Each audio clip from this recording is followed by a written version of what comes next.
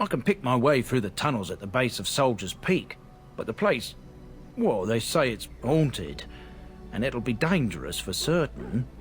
Will you think on it, at least? Of course.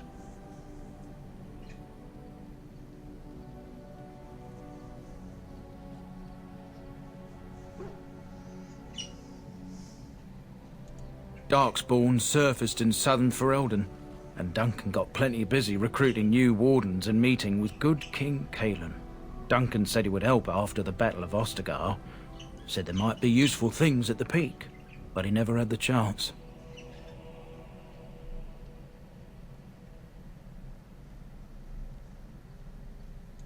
A thousand blessings upon you, Warden. I'll mark down the location on your map. When you arrive, we'll pick our way through the tunnels together. Sure. When will I arrive though?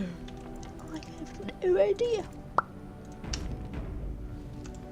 Oh, why, you little...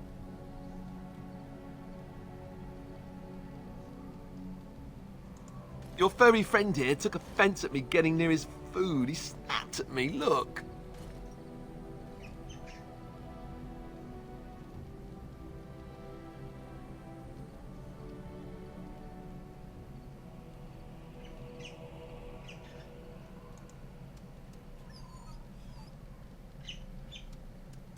Sometimes I forget that he's a war dog. That'll teach me. I once heard a really old legend about how the Hound warriors in the days of the old tribes would feed their Mabari the flesh of the vanquished. Well, that's what I heard anyway. It would sometimes be human flesh. Oh, like you can tell the difference. For all you know, maybe you've already been fed something. Someone.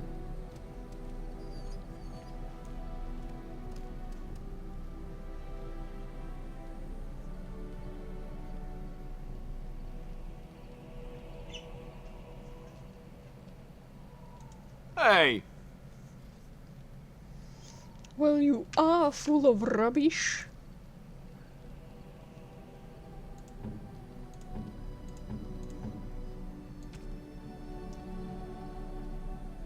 Where's the stick?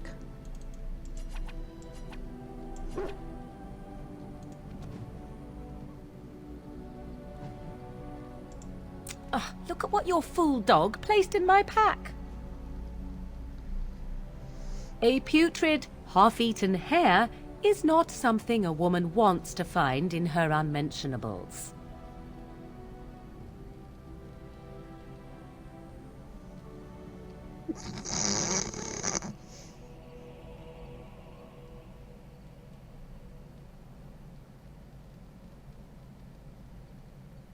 The dirty mongrel can have this back. There. And tell him not to do it again.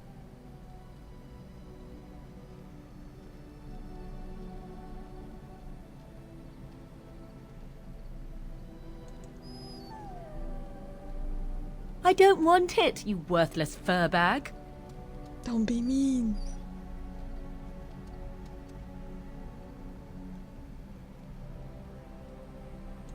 Oh, he's just trying to be manipulative, I can tell. I do it too.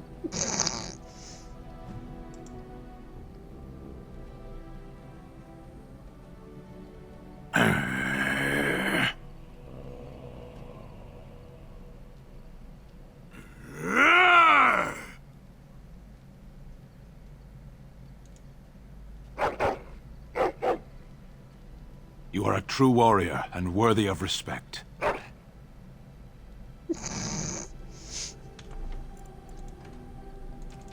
They understand each other so well.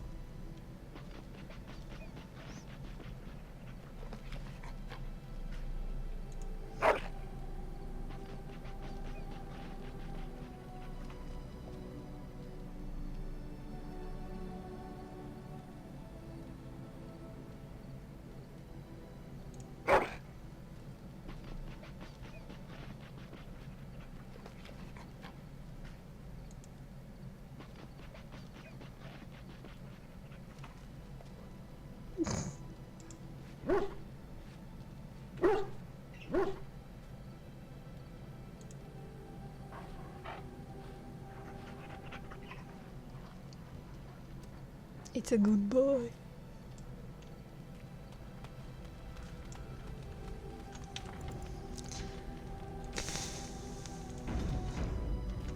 What's up? Why are we stopping?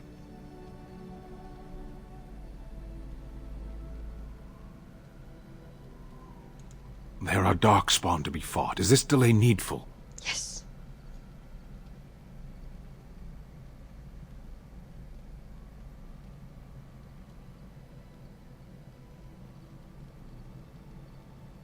I am Kunari. I have given my word to aid you. We are not people of idle promises.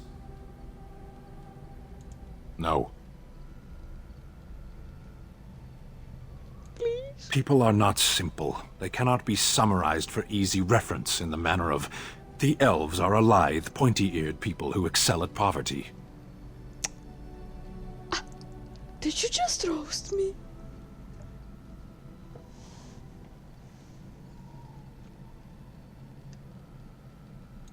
I am.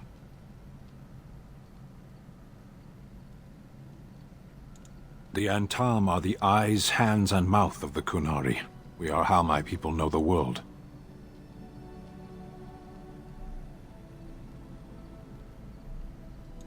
I have always fought in war, Elf. Some of them. They aren't all alike. Generally, I do not see how this matters. Seheron and Parvolan are distant. Ferelden and the Darkspawn are immediate. You are concerned. No need. I am fit enough to fight. As you wish.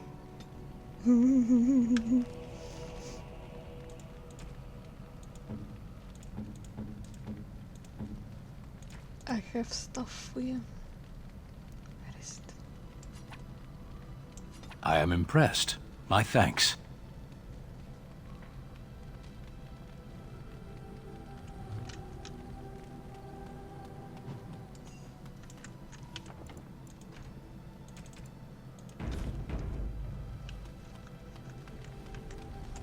What do you wish of me? If you must.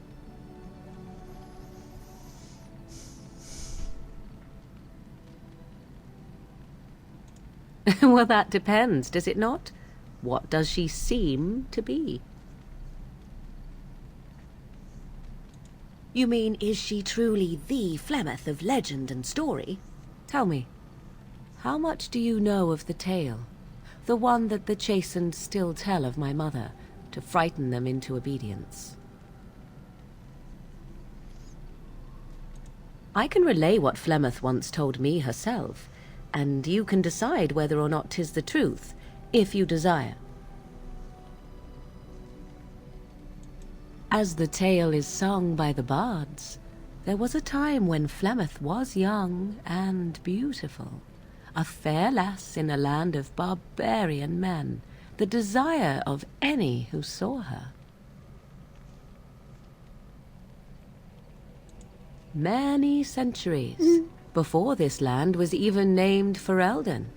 The tales say that Flemeth fell in love with Osen the Bard, and fled the castle of her husband, the dread Lord Conabar, and that he swore vengeance for her infidelity. In truth, my mother claims that 'twas Osen who was her husband, and Conabar the jealous lord who looked on from afar.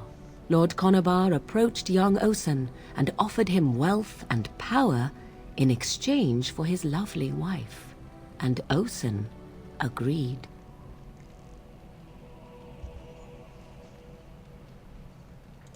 The life of a bard is a poor one, and love fades in the wake of hunger. 'Twas Flemeth who suggested the arrangement. All would have been well had Lord Conabar kept his end of the bargain. But he was a foul man who bargained with coin he did not possess. Osen was led off to a field and slain, left for dead. Flemeth spoke to the spirits and learned of the deed, and swore revenge.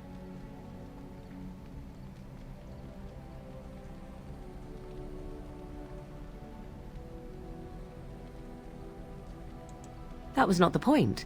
Conabar had no honor, so she would not have him. Flemeth begged the spirits to aid her, and 'twas they who slew Conobar. The demon the legend tells of came later. Lord Conobar's allies chased Flemeth, you see, chased her to the wilds, and there she hid. There she found the demon, and he made her strong. The legends all speak of the great hero Cormac, he who defeated Flemeth and her great army when she invaded the lowlands centuries later. All lies.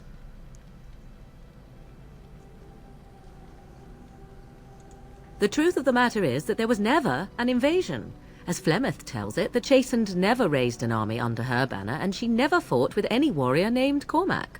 Cormac led a brutal civil war against his own people, and later claimed it was to vanquish evil that had taken root amongst the lords. Thus, he was hailed a hero. Flemeth was only attached to the legend much later. Perhaps 'twas due to the great war with the Chastened that eventually came, but Mother claims not to know how it began.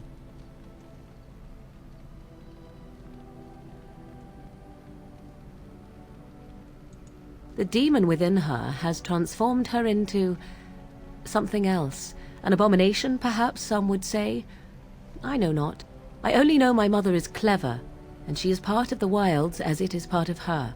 But she is no immortal. She bleeds. A blade in her heart would kill her like any other, were it lucky enough to find her. You ask if I have sisters. I have asked of this myself. The stories tell of many witches of the wilds after all, not just the one, and these tales existed long before I did. Flemeth refuses to speak of other daughters, if they existed, so should I believe I am her first? I doubt that too.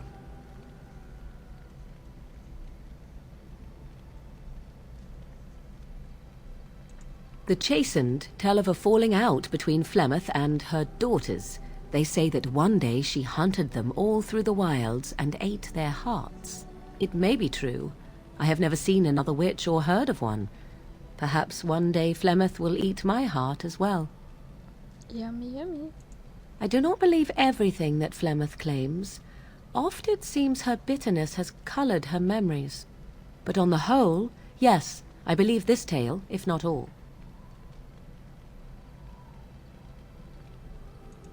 Flemeth tells it with far more embellishment than I, but you are welcome. Dare I ask of your own mother? Few are abominations of legend, 'tis true, but I find myself curious nevertheless.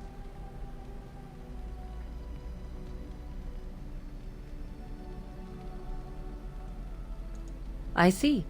I find myself a little envious, to tell the truth. But it matters not. Let us move on.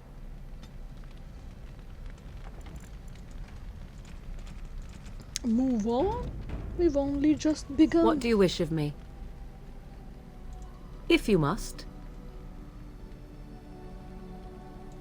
I was not born such. 'Tis a skill of Flemeth's, taught over many years in the wilds. The Chastened have tales of we witches, saying that we assume the forms of creatures to watch them from hiding. When a child is alone and separate from his tribe, that is when we strike, dragging the young boy kicking and screaming to our lair to be devoured. A most amusing legend. Changing her form, certainly. Devouring lost children, I cannot say. She has not done it in my experience, though in truth my lifespan is but a fraction of her own. Why do you ask? Is there something specific you wish to know?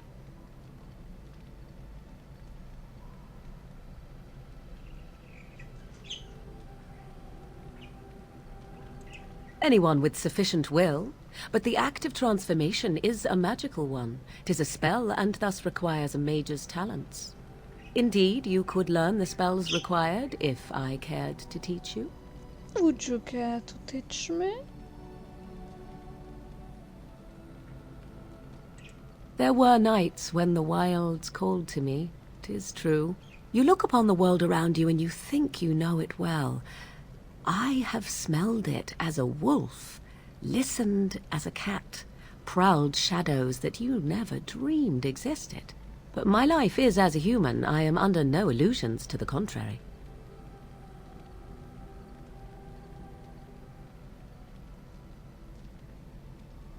They do not shy away from me. To their senses, I believe I seem like any other of their species. As to what they think, I truly cannot say. Just as I am still human, no matter my form, they are still animals. Thus they cannot speak, even were I to ask. The form of an animal is different from my own. One may study the creature, learn to move as it does, think as it does. In time, this allows one to become as it is. I gain nothing by studying another human. I already am the same as they are. I learn nothing. So the answer is no, my human form is the only one I possess. Indeed. Have you an opinion on my abilities, then? Am I an unnatural abomination to be put to the torch?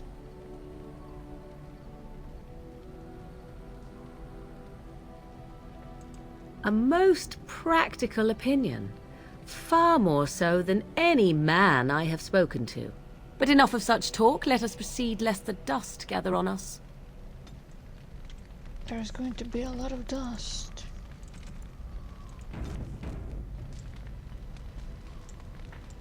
What do you wish of me? If you must. My mother has been hunted from time to time, yes, by Templar fools like Alistair, which should tell you how successful they generally were. Flemeth made a bit of a game of it, in fact. The Templars would come again, and she would look at me and smile and say that the fun was to begin once more.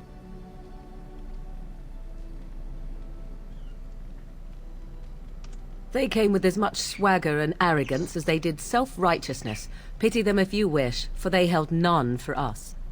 Flemeth would warn them, once. 'Twas a warning they inevitably failed to heed.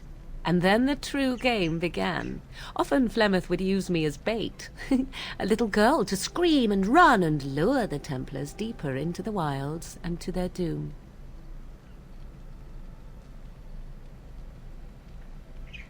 'Twas a game, and I a young girl. If I didn't get to play, I would have been very upset. Thankfully, the wilds is a vast place.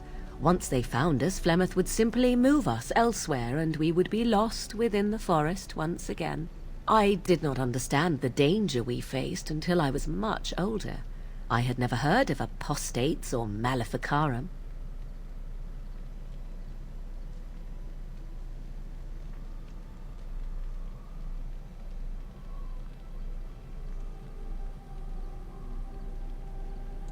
I think that my mother made it fun so that a child did not learn to fear. And I think that it was necessary. There are no trials for apostates, no prisons, no mercy. There are only absolutes, so only survival matters. If the wilds have taught me anything, 'tis this. First, you must survive. Do you disagree?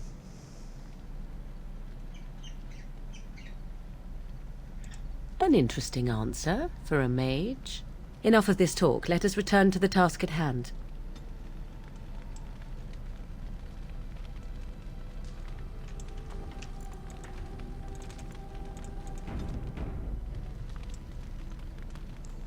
Let's go. Cheese? What do you need? Ask away. Oh, did I say that? I meant that dogs raised me. Giant slobbering dogs from the Anderfells. A whole pack of them, in fact.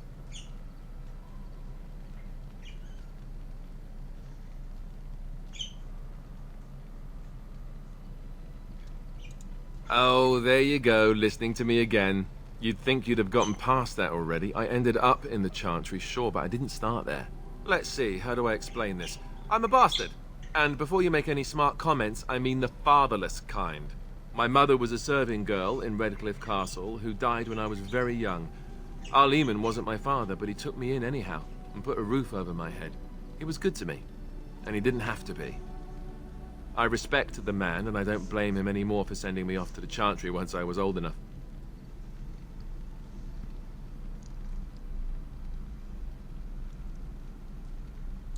I know who I was told was my father. He died even before my mother did, anyhow. It isn't important. Our Lehman eventually married a young woman from Orlais, which caused all sorts of problems between him and the king because it was so soon after the war. But he loved her. Anyhow, the new Arlessa resented the rumors which pegged me as his bastard. They weren't true, but of course they existed. The Arl didn't care, but she did. So off I was packed to the nearest monastery at age 10, just as well. The Arlessa made sure the castle wasn't a home to me by that point. She despised me.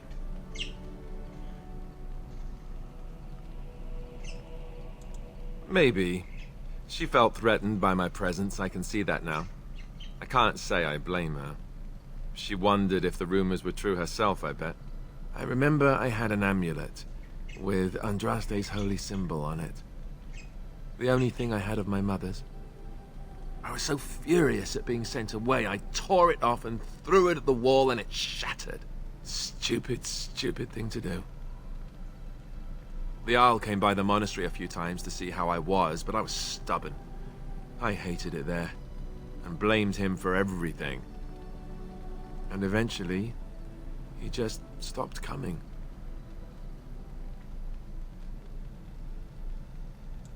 And raised my dogs. Or I may as well have been, the way I acted. But maybe all young bastards act like that. I don't know.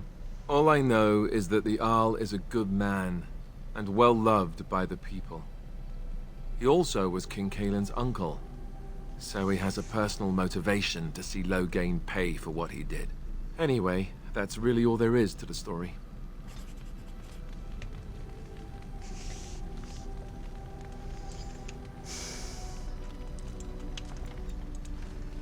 Oh my god, so much yapping.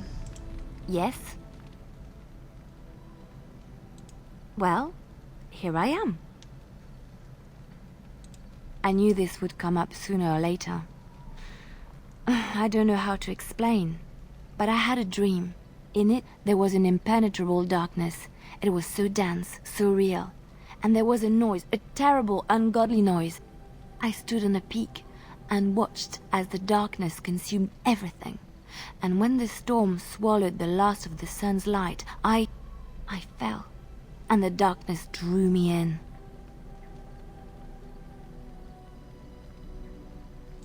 When I woke, I went to the Chantry's gardens, as I always do.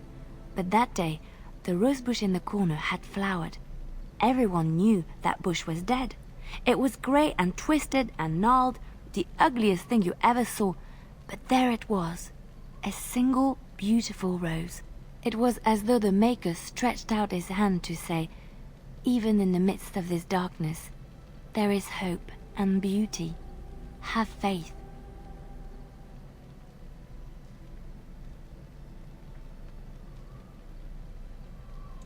In my dream, I fell, or maybe I jumped. I'd do anything to stop the blight. I know that we can do it. There are so many good things in the Maker's world. How can I sit by while the blight devours everything?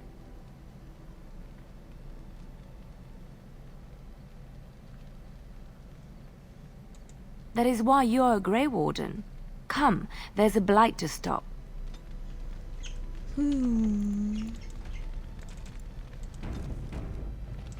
Yes? Keep yap. Well, here I am. Quiet. It was a life suited for contemplation. In the cloister, away from the fuss and the flurry of the cities, I found peace. And in that stillness, I could hear the Maker. But it was not perfect. Some of my Chantry fellows were condescending. That is the nature of religious folk, I suppose.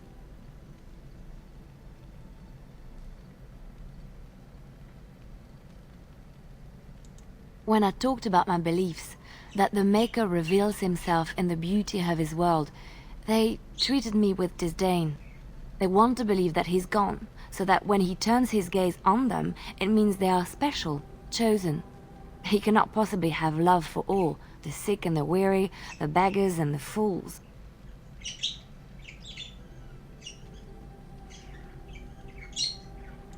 What can I say to them? What they believe is what the Chantry says, and the Chantry is infallible, yes? Maybe I am wrong. But it is the Maker's place to decide if I am worthy, not men, not the Chantry. But there is work to be done, and I have talked enough for now. Yes? Keep talking. Well, here I am. What is meant by someone like me?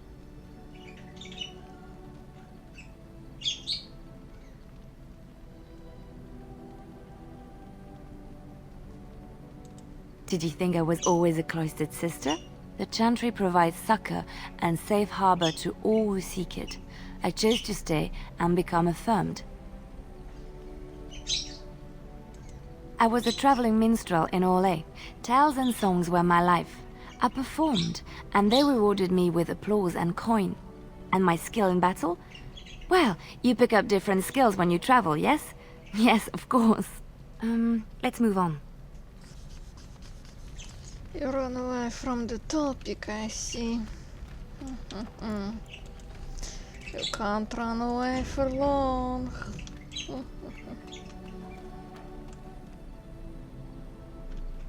Not for long. Yes. Indeed. Indeed.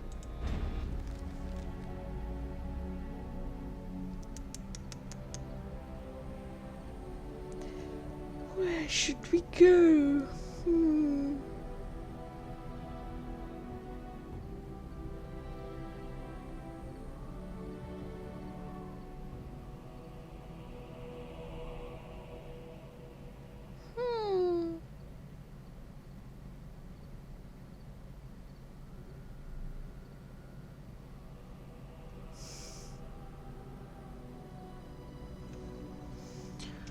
Let's go back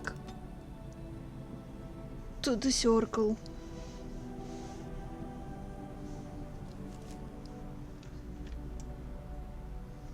Look, Alistair, look, Morrigan, that's where I came from.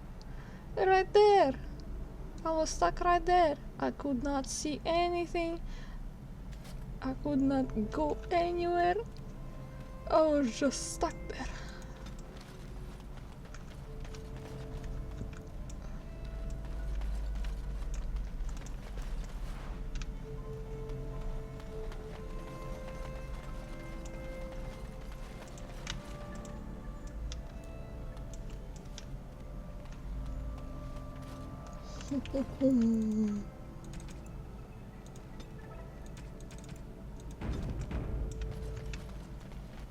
Let's steal all this stuff. As you wish. Let's get started.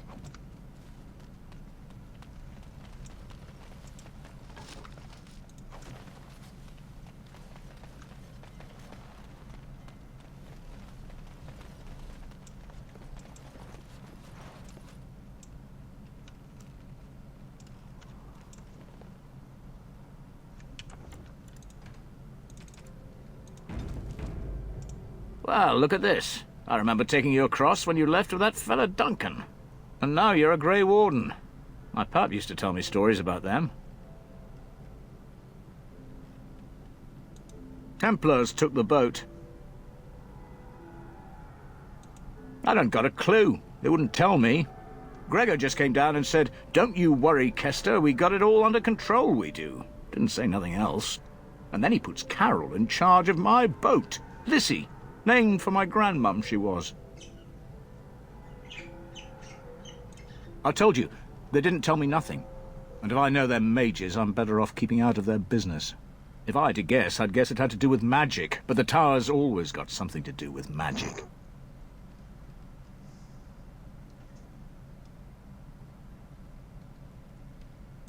You could try swimming, but I don't recommend it. Nasty things in that lake. I reckon it's all them potions they dump in there.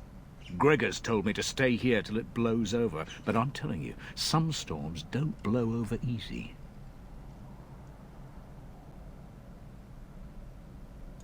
You're too kind. Your type don't usually give my type the time of day. You're the Grey Warden, aren't you? Exactly who I was hoping to meet. I represent a collective of mages interested in going about their lives without the constant scrutiny of the Chantry. Next to me, and in every major settlement, you will find an inconspicuous sack containing requests from mages all over the land who need the assistance of someone skillful and discreet. Thank you, my friend. We have agents in every major settlement to reward you for work done on behalf of the collective. Make us smile upon you. Let's get started.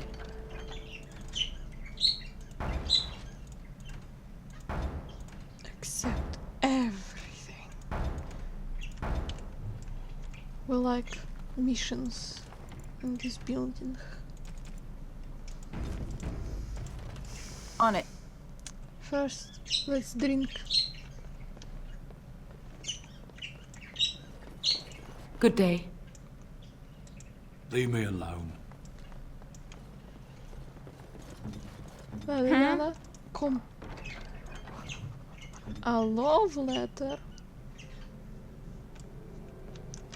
Who's in love? Good day, and welcome to the Spoiled Princess. Is there something I can get for you? Of course. What would you like? You don't have a backpack. Unfortunate.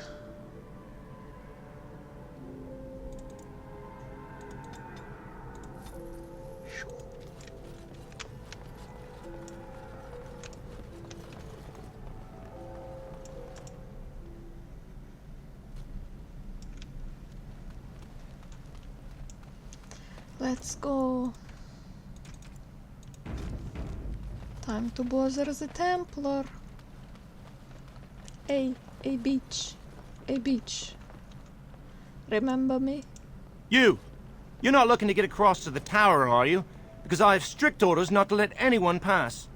Oh no. Oh, you're a Grey Warden, are you? Prove it.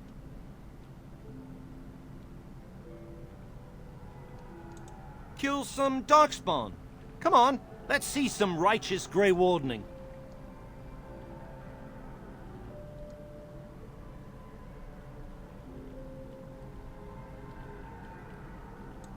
Well, that's good, I suppose. Wouldn't want Darkspawn smeared across the landscape. I hear their blood is black. Is that true?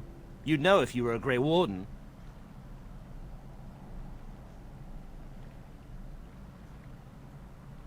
Oh, pleasant, eh?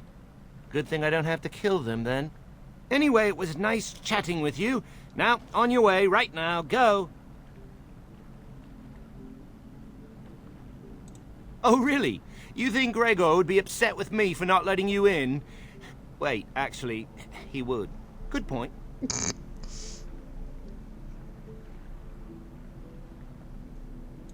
He's the big guy around here. I bet he could deal with one Grey Warden. Alleged Grey Warden. Well, you want that I should take you there now? Yes. Come along, I suppose.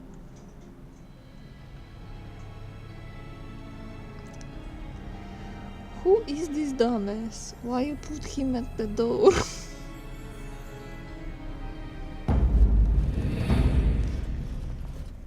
And I I'm want back, two men bitches. stationed within sight of the doors at all times. Sup? Do not open the doors without my express consent. Is that clear? Yes, sir.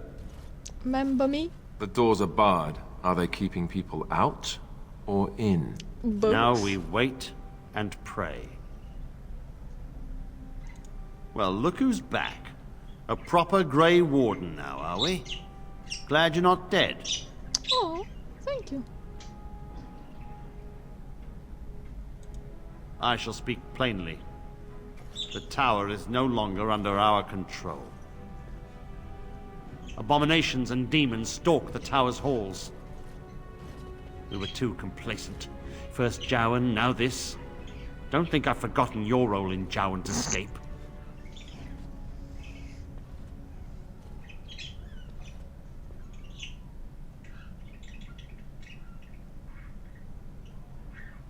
True enough. We don't know. We saw only demons, hunting Templars and mages alike. I realized we could not defeat them and told my men to flee. Okay. I have sent word to Denerim, calling for reinforcements and the right of annulment.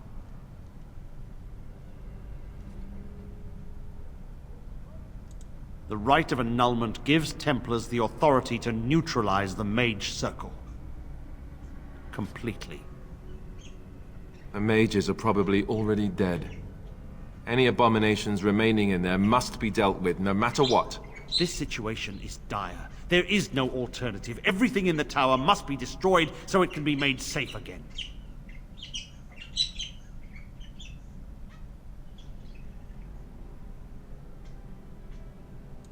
If any are still alive, the Maker himself has shielded them.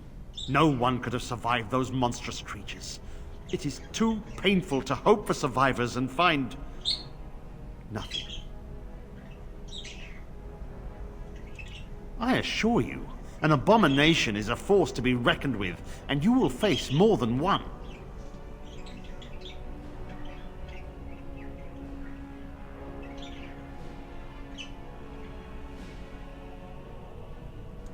A word of caution. Once you cross that threshold, there is no turning back. The great doors must remain barred. I will open them for no one until I have proof that it is safe. I will only believe it is over if the first enchanter stands before me and tells me it is so. If Irving has fallen, then the circle is lost and must be destroyed. May Andraste lend you her courage, whatever you decide. You care for Irving, You need him back, What are you? In love? That's good. Be in love. Maker, Stay have in mercy love. on me.